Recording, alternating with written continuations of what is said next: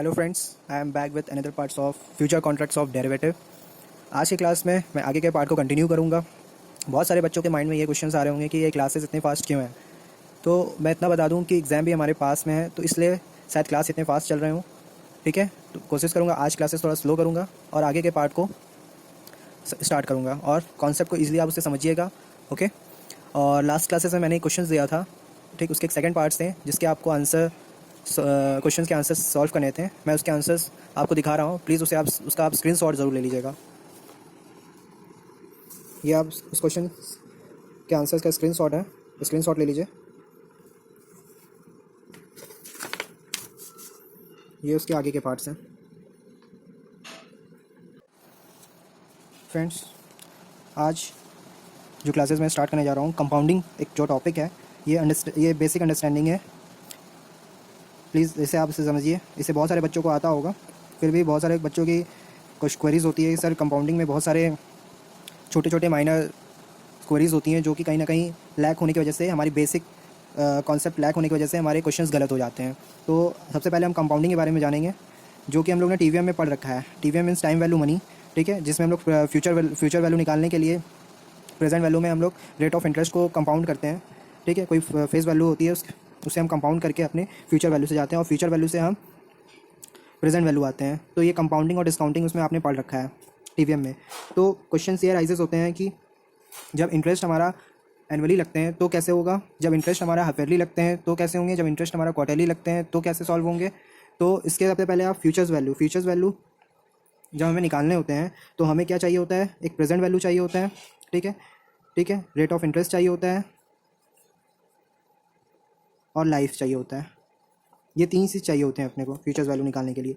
तो सबसे पहले जब हमें एनुअली की बात करें तो एनुअली में हम लोग क्या देखते हैं कि जैसे मान लीजिए लाइफ हमारे क्या हो, 1 ईयर्स हो, रेट ऑफ इंटरेस्ट 10% दिया हो, प्रेजेंट वैल्यू 100 दिया हो। ठीक है, जब हम एनुअली बात करते हैं तो futures value is equal to present value 1 plus rate of interest, means rate of interest कितना है, 10% है।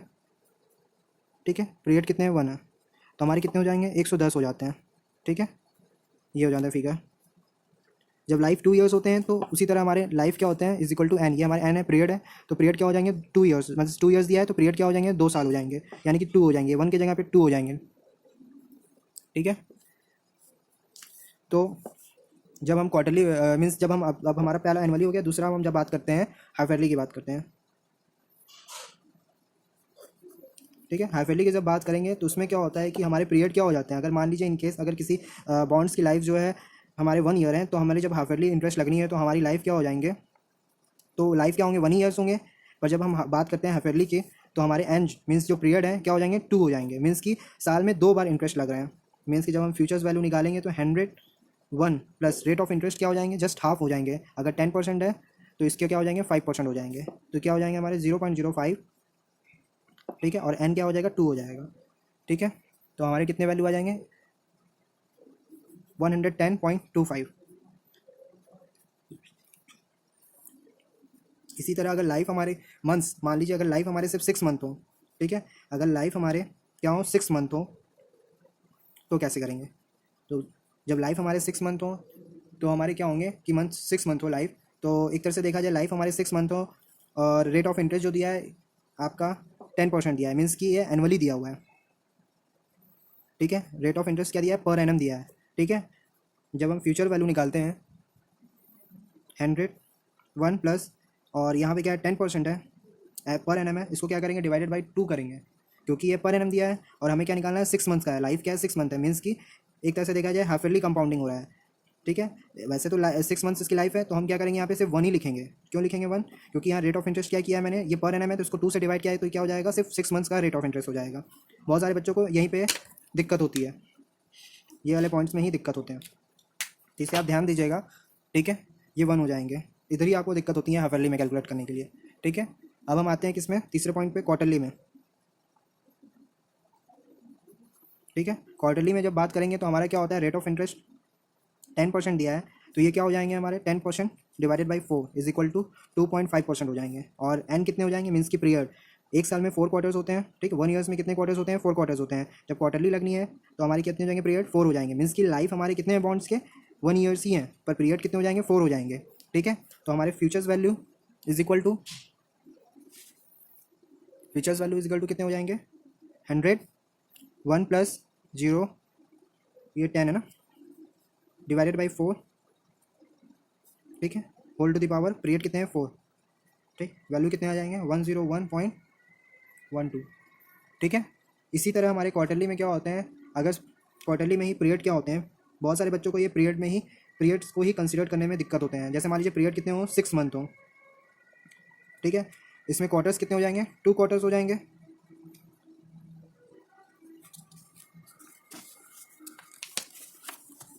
मीन्स कि कितने हो जाएंगे पीरियड 6 मंथ है, ठीक है। ये हमारे दूसरे पार्ट्स हैं, ठीक है, ये हमारे बी है। मान लीजिए अगर पीरियड हमारे 6 मंथ है तो ये इक्वल टू कितने हो जाएंगे 2 क्वार्टर्स हो जाएंगे, ठीक है। तो हम जब फ्यूचर वैल्यू निकालेंगे तो 100, 1 प्लस 0, 4, इसको कितने हो जाएंगे 2।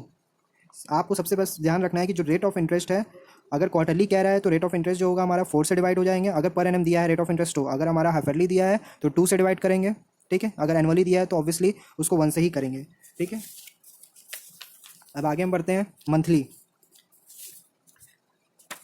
चौथा पॉइंट क्या है हमारा मंथली।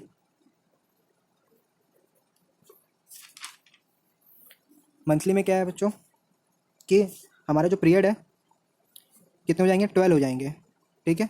कब, जब लाइफ हमारा कितना हो 1 ईयर हो।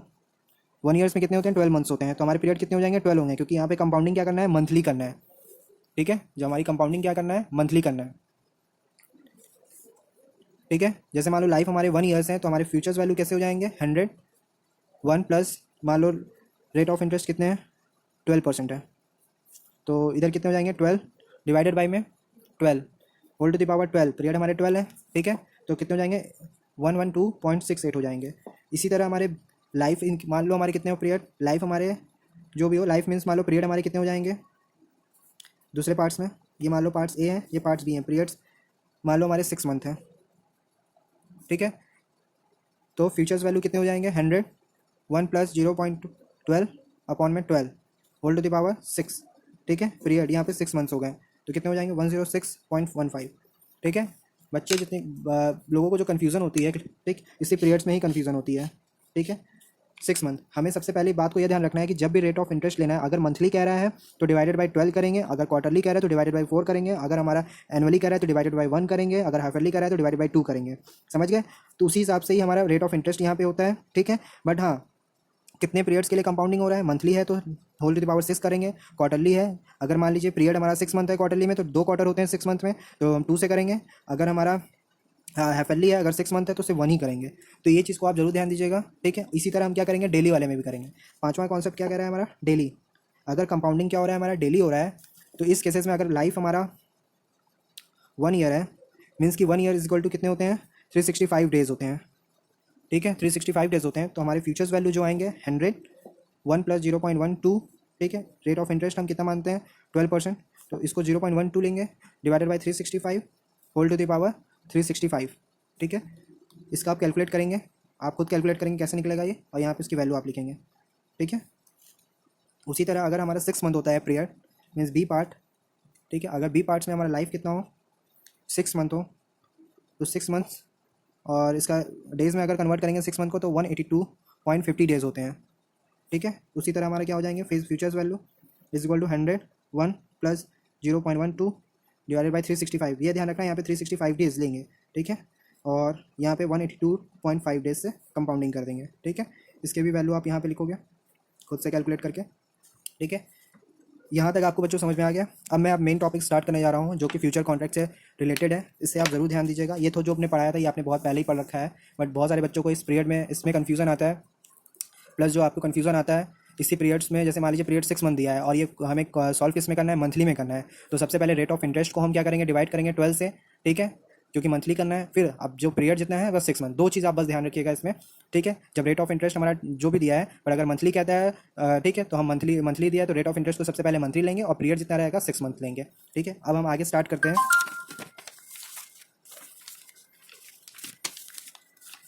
ठीक है। इस ये क्या है हमारा टॉपिक, ये टॉपिक है, यहाँ से आप टॉपिक स्टार्ट करेंगे, मेन टॉपिक यहीं से स्टार्ट करेंगे फ्यूचर्स का, ठीक है। ये क्या कह रहा है, जैसे मान लीजिए आपका when interest rate is compounded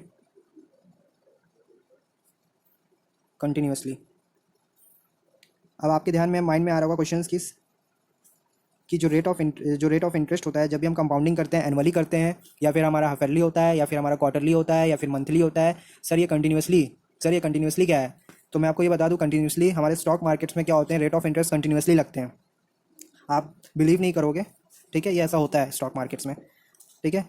आप अगर आप डीमेट अकाउंट होगा आपके पास तो आप देखिएगा उसमें आपको, मैं अभी प्रैक्टिकल में नहीं जा रहा हूँ क्योंकि टाइम बहुत कम है, ठीक है। तो सबसे पहले आइए हम इसका इक्वेशन देखते हैं। इसका इक्वेशंस क्या होते हैं।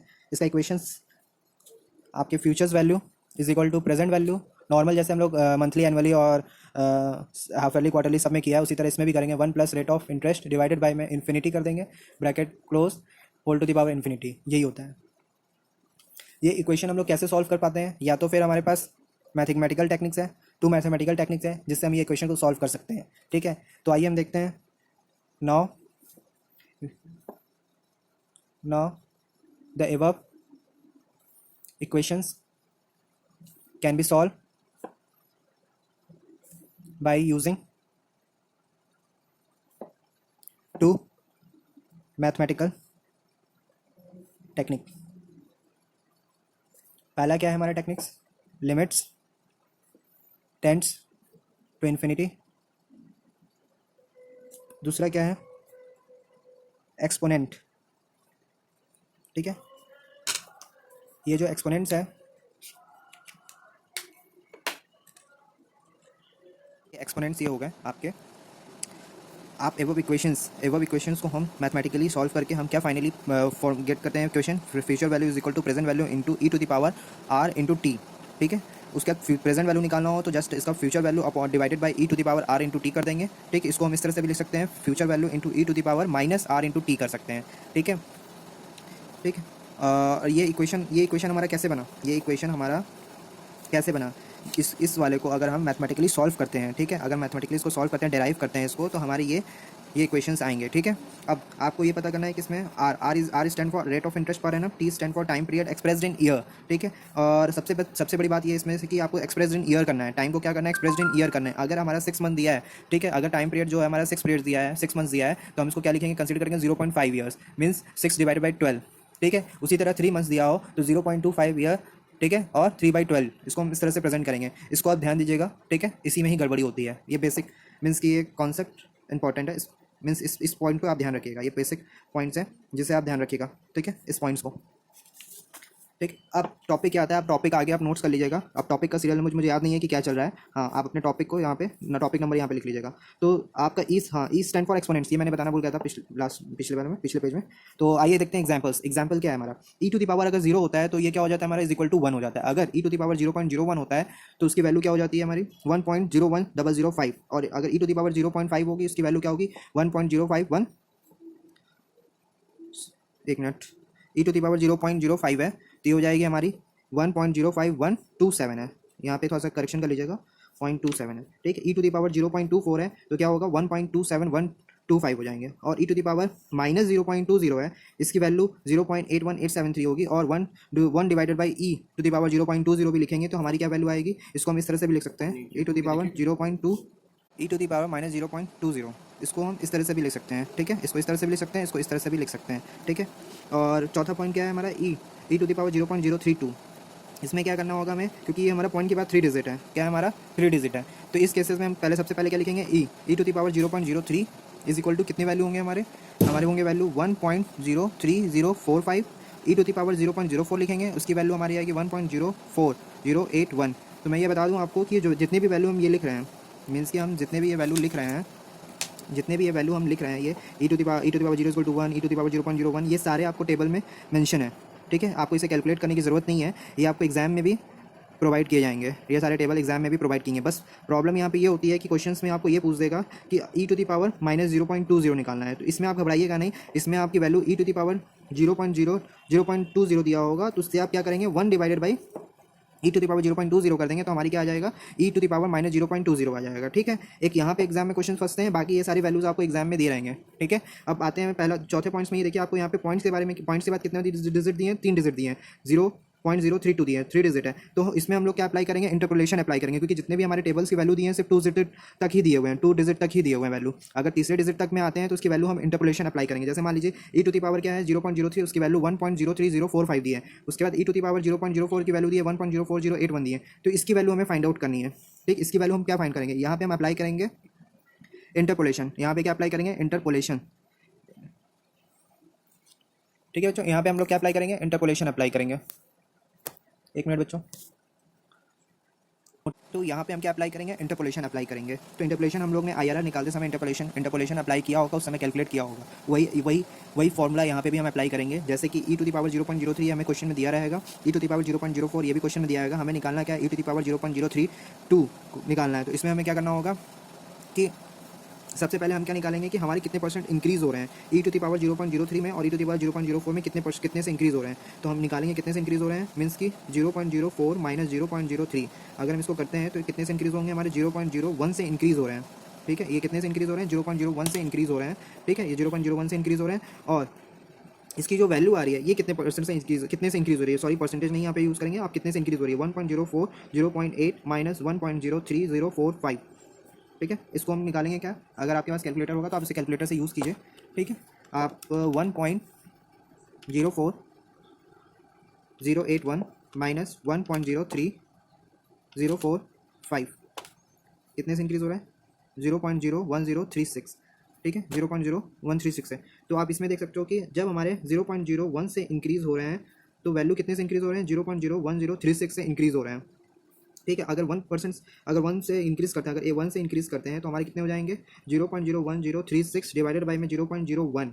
तो अगर हम यही चीज़ कितने से इंक्रीज़ हो रहे हैं, हमारे वैल्यू हमारे कितने आ रहे हैं, 0.032। अगर वही चीज़ हमारे कितने आ रहे हैं, वैल्यू इंक्रीज़ कितने से हो रहे हैं, अगर ई टू द पावर 0.032 हो जाता है, मीन्स कि ई टू द पावर मीन्स कि इसको आप ब्रैकेट में लिख दो ऐसे 0.032 माइनस 0.03। मेरा कहने का ये मतलब है कि अब जो हमें इसकी वैल्यू निकालनी है ई टू द पावर 0.032, तो अगर हम इसको लेस करते हैं तो हमारी कितनी वैल्यू आ जाएगी, 0.002 इतने से इंक्रीज़ हो रही है। मीन्स कि जब हम इसको मल्टीप्लाई करेंगे 0.01036 डिवाइडेड बाई में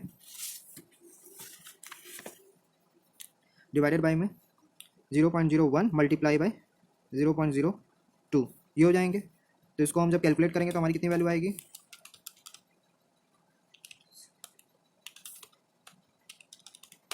आपकी आ जाएंगी कितने वैल्यू, 0.002072 ये आ जाएंगी वैल्यू। अब ये कितने से इंक्रीज़ हो रहे हैं वैल्यू, 0.02072।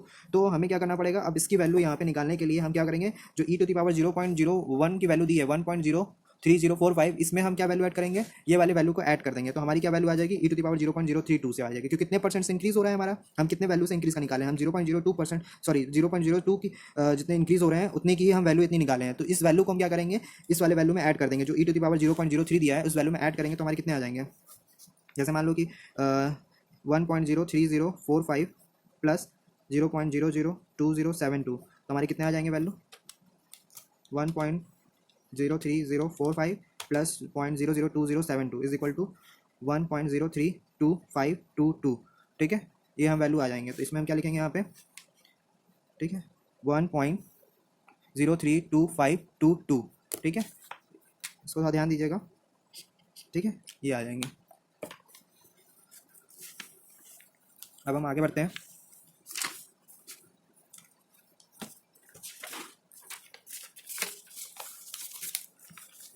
आगे की पांचवा पॉइंट्स हमारे क्या आ रहा है, पांचवा पॉइंट्स में हम आएंगे किसमें, चौथे पॉइंट्स हमारे क्लियर हो गए, इंटरपोलेशन निकालना हमें आ गया, कैसे निकालना है। ठीक है, आप ध्यान दिए होगे। ठीक है, आप इसमें जो लास्ट में जो समझाया उसमें ध्यान दिए होगा, इंटरपोलेशन ही है जो हम लोग IRM में निकालते हैं, अप्लाई इंटरपोलेशन, वो सेम उसी तरह ही है। वहाँ पे क्या फॉर्मूला होता है, वहाँ पे जो फॉर्मूला होता है कि लोअर रेट जो होता है, lower rate plus lower NPV लेते थे अपॉन में higher NPV minus lower NPV, इस तरह से लेके डिफरेंस का मल्टीप्लाई करते थे। सेम वही फॉर्मूला यहाँ पे भी लग रहा है। ठीक है, यहाँ पे भी क्या लग रहा है, वही लग रहा है। यहाँ पे क्या लग रहा है हमारा, सेम टू सेम वही लग रहा है। ठीक है, ये क्या हो रहा है हमारा, लोअर और हायर रेट NPV का हम लोग वो कर दिए तो हमारा क्या आ जा रहा है, नेट ऑफ करके 0.01 आ जा रहा है। ये डिफरेंस हो जा रहा है हमारा 0.02 डिफरेंस हो जा रहा है। मीन्स कि मान लो ये लोअर रेट हायर रेट इस तरह से करके इसमें आपको किया गया है, ठीक है, डिफरेंस हो जा रहा है रेट का। ये आपका एनपीवी हो जा रहा है, हायर और लोअर इन एनपीवी, और ये क्या हो रहा है, सॉरी पॉजिटिव एनपीवी और नेगेटिव एनपीवी का ये वो किया गया है, तो ये हमारा ऐड हो गया है, ठीक है। और ऊपर में क्या हुआ, लोअर रेट ऑफ एनपीवी लिया गया है, मीन्स की जो लोअर रेट ऑफ एनपीवी है वो लिया गया है। तो इस तरह से हम लोग इसको कैलकुलेट करते हैं, और प्लस हम इसको इसमें जो हमारा 1.03045 में ऐड कर दिए हैं, तो इससे वैल्यू हमारा ये आ गया है, ठीक है। इसको मैं अभी समझाता हूँ।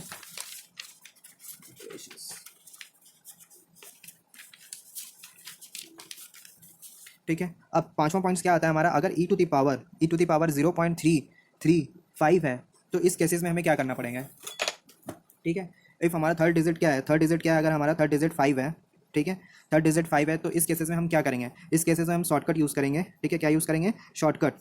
इस शॉर्टकट में कैसे यूज़ करेंगे, अगर मान लीजिए ई टू दी थर्ड डिजिट 5 है, तो हम शॉर्टकट यूज़ करेंगे। शॉर्टकट यूज़ करने का क्या तरीका है, अगर ई टू दी पावर 0.33 हमारा क्वेश्चन में दिया है, उसकी वैल्यू कितनी दी है, 1.39097 दिया हुआ है, ठीक है। हम क्या करेंगे, इसकी वैल्यू निकालेंगे, मीन्स कि अगर थर्ड डिजिट हमारा 5 है, तो हम शॉर्टकट अप्लाई करने के लिए हम क्या करेंगे, सबसे पहले ई टू दी पावर 0.33 को कंसिडर करेंगे उसकी वैल्यू, और ई टू दी पावर 0.34 की वैल्यू कंसिडर करेंगे, जो कि 1.4095 दिया हुआ है, ठीक है, 40495 है, सॉरी 40495 है, ठीक है। अब हमें क्या निकालना है, ई टू दी पावर 0.335 निकालना है। इसकी वैल्यू हमें निकालने के लिए क्या करना पड़ेगा, एक सिंपल एवरेज करना पड़ेगा, मीन्स कि इस वैल्यू को और इस वैल्यू का एवरेज लेंगे, ठीक है। तो हमारी वैल्यू क्या आ जाएगी, ई टू दी पावर 0.355 की वैल्यू आ जाएगी। तो एवरेज निकालने के लिए क्या करना है, 1.39097 प्लस 1.40495 डिवाइडेड बाई में 2, ठीक है। इसको हम कैलकुलेटर से कैलकुलेट कर लेंगे, ठीक है। 1.39097 प्लस, ठीक है, प्लस 1.40495 डिवाइडेड बाई 2, तो हमारे क्या आ जाएंगे 1.39796, ठीक है। ये हमारी वैल्यू आ जाएंगे, ठीक है। किसकी वैल्यू आ जाएंगे, जब हमारा थर्ड डिजिट क्या हो, 5 हो, तो इस केसेस में हम ये निकाल लेंगे, ठीक है। इस केसेस में हम ये निकाल लेंगे, ठीक है। अब हमारा क्या आता है, छठवां पॉइंट में आप क्या करोगे, अगर ई टू दी पावर 0.05 दिया हुआ है, मीन्स कि इसमें भी थर्ड डिजिट क्या दिया है हमारा, ठीक है, 5 दिया है, क्या दिया है, थर्ड डिजिट 5 दिया है, ठीक है। इस केसेस में भी हम शॉर्टकट अप्लाई कर सकते हैं, मीन्स कि इस केसेस में आप सोच रहे हो क्योंकि सर 0 दिया हुआ है, तो इसमें हम क्या करेंगे, अगर हमारा 0 दिया है, तो ई टू दी पावर हम क्या करेंगे, 0 लेंगे, ठीक है। ई टू दी पावर 0 लेंगे तो हमारा कितना हो जाएगा, 1 हो जाएगा। अब ई टू दी पावर क्या लेंगे हम, 0.01 लेंगे, उसकी वैल्यू क्या आएगी हमारी, 1.01005, ठीक है।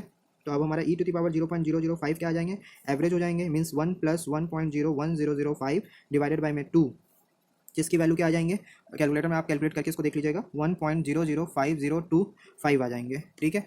ये बहुत ही सिंपल है। आप जब अब थर्ड डिजिट आपका अगर 5 हो, तो इसे आप कैसे कैलकुलेट करेंगे, ठीक है, इससे आप ऐसे आराम से कैलकुलेट कर पाएंगे, ठीक है, ठीक है। अब आते हैं हम नेक्स्ट टॉपिक पे। नेक्स्ट टॉपिक हमारा क्या है, उसको हम समझेंगे। नेक्स्ट टॉपिक हमारा है difference between normal compounding and continuous compounding. जैसे कि हमने इसके पहले भी डिस्कशन किया था कि जो हम लोग कंपाउंडिंग कर रहे थे हाफली, एनुअली और क्वार्टरली या मंथली या डेली, वो चीज़ क्या था, हमारा नॉर्मल कंपाउंडिंग था। और जो हमने अभी आपको ये ऊपर बताया है फॉर्मूला के साथ, जो एक फॉर्मूला के साथ आपको बताया है कि कॉन्टिन्यूअस का इक्वेशंस क्या होंगे, कॉन्टिन्यूअसली अगर कोई भी rate of interest is compounding continuously, तो उस केसेस में हमें क्या फॉर्मूले लगाने होंगे। मीन्स कि अगर हम फ्यूचर वैल्यू में जा रहे हैं या प्रेजेंट वैल्यू में आ रहे हैं, तो उसमें हम लोग e to the power are into t लगाते थे। प्रेजेंट वैल्यू जैसे मान लीजिए हमारा प्रेजेंट वैल्यू 100 रुपये है, हमें फ्यूचर वैल्यू चाहिए, रेट ऑफ इंटरेस्ट दिया है और पीरियड दिया है, तो हम उस केसेस में क्या करते हैं, present value into E to the power are into T लिखते थे। और इसमें आर को हम लोग क्या करते थे, पर एनम का जो रेट ऑफ इंटरेस्ट दिया था वो लेते हैं, और टी भी हम क्या करेंगे, ईयरली एक्सप्रेस करेंगे। टी मीन्स टाइम, अगर टाइम हमारा 6 मंथ दिया है, तो 6 मंथ को हम ईयर में एक्सप्रेस करेंगे, मीन्स कि 6 months divided by 12 means 0.5 years में उसको मतलब कंसिडर करेंगे एक्सप्रेस। ये पॉइंट्स को हमेशा याद रखिएगा, ईयर्स में ही एक्सप्रेस करेंगे, ठीक। अब हमारा टॉपिक दूसरा आ रहा है कि डिफरेंस, क्या डिफरेंस है, ठीक है, क्या डिफरेंस है between normal compounding and continuous compounding, ठीक है। Difference between normal compounding and continuous compounding, ठीक है। इसके बारे में आप जानिए क्या होता है, ठीक है। जैसे एग्जांपल हमने नॉर्मल कंपाउंडिंग में कर रखा है कि एग्जांपल आप ले लो, ठीक है। प्रेजेंट वैल्यू कितना है हमारा, 100 है, ठीक है। लाइफ कितना है, 1 ईयर है, ठीक है। लाइफ कितना है, 1 ईयर है। और रेट ऑफ इंटरेस्ट कितना है हमारा, ये हमने कर रखा है पहले, ठीक है। पर यहाँ पे क्या लिखना है, टाइम जो रेट ऑफ इंटरेस्ट जो दिया है हमारा, क्या दिया है, पर एनम, क्या दिया है, पर एनम नॉर्मल कंपाउंडिंग, मीन्स की पर एनम normal compounding. NC stand for normal compounding,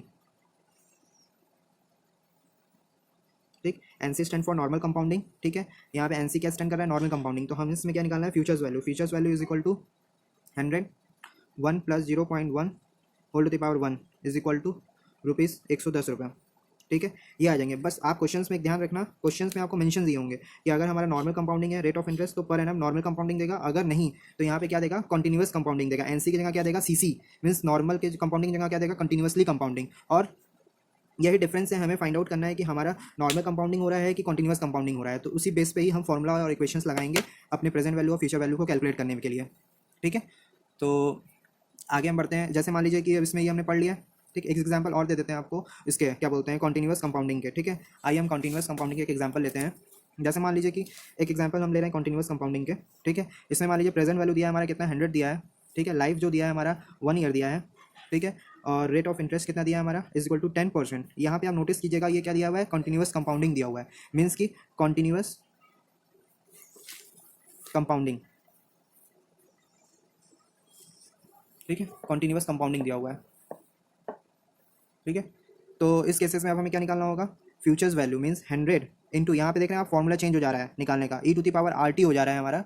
ठीक है, निकालने के लिए 100 ई टू दी पावर 0.10 हम क्या करेंगे, परसेंटेज है 10% है तो उसको पॉइंट लिखेंगे, 0.10 लिखेंगे इंटू पीरियड क्या है, हमेशा हम एक्सप्रेस किस में करते हैं पीरियड को, ठीक है, ईयर्स में एक्सप्रेस करेंगे तो 1 ईयर है तो ऑब्वियसली ईयर्स में ही दिया है तो 1 ही लेंगे यहाँ पे। तो हमारी वैल्यू क्या हो जाएगी, 100 into E to the power 0.10। और आप ये वैल्यूज़ आपको दिए होंगे एग्जाम में, ठीक, ई टू दी पावर 0.10 की वैल्यू क्या होती है एग्जाम में टेबल्स में दिए होंगे।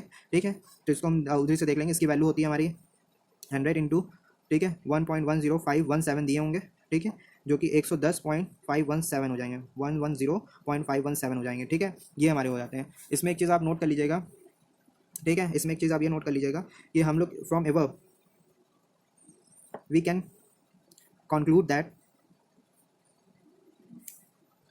वेदर वी यूज़ सीसी और एनसी, आंसर जो होता है हमारे विल अप्रॉक्सीमेटली भी सेम। आप देख रहे होगे, नोटिस किए होगे कि इसमें हम लोग जो कैलकुलेट किए 110.517 आ रहे हैं, मीन्स 110.517 आ रहे हैं। और इसके पहले वाले जो सॉल्यूशन हमने किए थे इसमें हमारे कितने आ रहे हैं, 110 आ रहे हैं। कितने आ रहे हैं, 110 आ रहे हैं। तो अप्रॉक्सीमेटली देखेंगे आप सेम आ रहा है, 110 आ रहे हैं। अप्रॉक्सीमेटली देखिएगा आप सेम आ रहा है, 110 आ रहा है इसमें, ठीक। और इसमें कितने आ रहे हैं, 110.517 आ रहे हैं। अप्रॉक्सीमेटली आपके क्या आ रहे हैं, दोनों सेम आ रहे हैं। तो ये चीज़, तो आगे मैं टॉपिक स्टार्ट करूँगा। सबसे पहले ये अप्रॉक्सीमेटली भी क्या होगा, हमारे सेम होंगे। ठीक है, अगर हम सीसी से और एनसी से कैलकुलेट करते हैं तो अप्रॉक्सीमेटली जो आंसर आएंगे हमारे सेम होंगे। ठीक है, अब दूसरे टॉपिक स्टार्ट करते हैं। व्हेन वी यूज़ सीसी और एनसी, माइंड में क्वेश्चंस आ रहे होंगे कि हम कभी सीसी यूज़ करेंगे कब एनसी यूज़ करेंगे। इस लास्ट तो मैं इसे लिखवा देता हूँ आपको। When table value is given, okay, और CC rate is given, we use CC, okay. When table value is not given or NC rate is given, use NC, okay, याद रखिए। अब लास्ट दूसरा टॉपिक क्या है हमारा, ये सब क्या है हमारा, छोटे छोटे कॉन्सेप्ट्स हैं। Treatment of brokerage,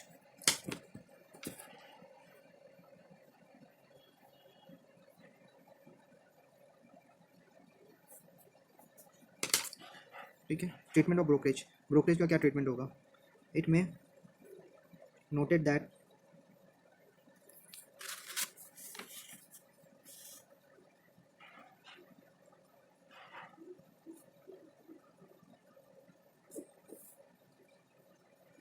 brokerage is paid at the time of entering into contract, ठीक है, and also at the time of when contract is closed, ठीक है। It may be noted that brokerage is paid at the time of entering into a contract and also at the time when contract is closed, ठीक है, ये चीज़ हो गई।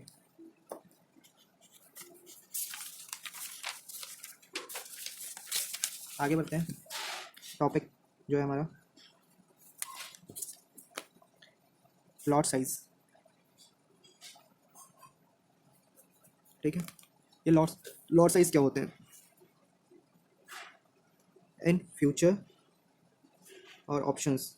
मैंने last time भी बताया कि कैश मार्केट जो होता है, कैश सेगमेंट, उसमें क्या होता है, हम लोग एक शेयर्स भी परचेस कर सकते हैं चाहे 2 शेयर्स कर सकते हैं। बट लॉट साइज में मीन्स फ्यूचर एंड ऑप्शंस में क्या होता है, देयर आर लॉट, मीन्स कि एक कंपनीज के शेयर्स आप लॉट में ही परचेस कर सकते हो। मीन्स कि वो 100 भी हो सकते हैं, 1000 भी हो सकते हैं, 40 भी हो सकते हैं, 10 भी हो सकते हैं, depending upon the company to company means ये डेफर कर सकता है, डेफर फोर्स कर सकता है कंपनी टू कंपनी, ठीक है। तो इसमें हम देखते हैं in future and options lot size का कॉन्सेप्ट आता है इसमें, ठीक है। Lot size concept is applicable, it is determined by SEBI, ठीक है, और एनएससी और बीएससी। ये कौन डिटरमाइन करता है हमारे लॉट साइज? सेबी डिसाइड करती है, एनएससी और बीएससी डिसाइड करती है, ठीक है। फॉर एग्जांपल आईसीआईसीआई बैंक 2750 होते हैं इसके लॉट साइज। मतलब एक बार में आप जब आईसीआईसीआई बैंक की शेयर्स परचेस सेल करोगे तो आपको लॉट 2750 शेयर्स आपको परचेस करनी ही करनी है, ठीक है। दूसरे क्या हो जाएंगे? बैंक निफ्टी 40 होते हैं इसके, एमआरएफ 10 होते हैं, ठीक है। ये चीज़ क्या है? हमारे लॉट साइज हैं, आपको मैंने पहले ही बता सकता है, ठीक है। आप इसे याद रखिएगा। कैश मार्केट में क्या होता है, ठीक, in cash market there is no lot size concept, ठीक,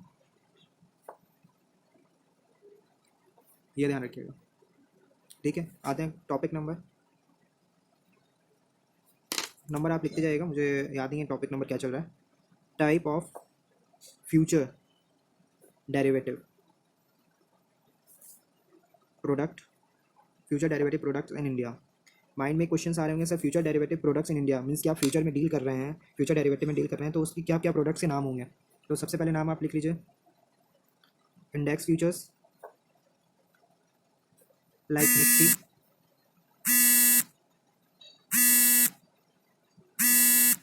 तो stock futures like Tata Motors हो गए। तीसरा कॉमोडिटी फ्यूचर्स लाइक शुगर, धनिया, गोल्ड, ठीक है।